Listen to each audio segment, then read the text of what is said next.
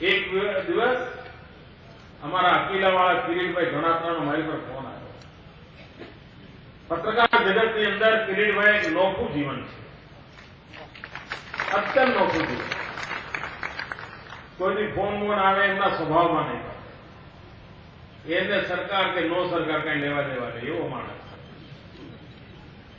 કિરીટભાઈનો phone આવ્યો. મારા માટે આશ્ચર્ય તો કિરીટભાઈ ફોન કરે. એટલે મેં થોડી વાર એમને કોલ બેક કર્યો. સવારમાં ફોન આવ્યો. મેં કહ્યું કિરીટભાઈ શું હતું, તમારો ફોન આવ્યો તો? મને તો પઠાણકોટથી બોલું છું. તો મને એકદમ ધાસકો પડ્યો. મને ભાઈ કે તકલીફમાં છો? આ પઠાણકોટથી ફોન કર્યો તો થયું છે શું? તો કઈ તકલીફમાં છો? મને કે ના નરેન્દ્રભાઈ તકલીફમાં નથી.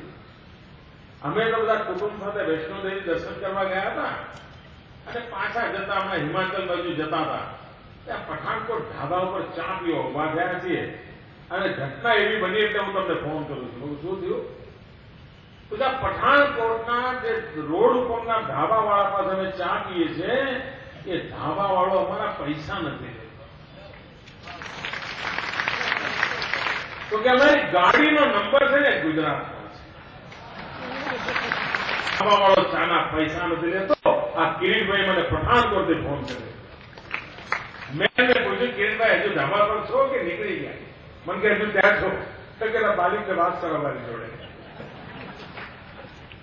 કરી શકશો કે કેવો ઓળગોળ થઈ ગયો છે માણસ. અને એને અંદાજ આવ્યો છે કે આ કિરીટભાઈની પહોંચ કેવી છે કે 5 જ મિનિટમાં મુખ્યમંત્રીની લાઈન પર લઈ આવે છે ટેલિફોનથી.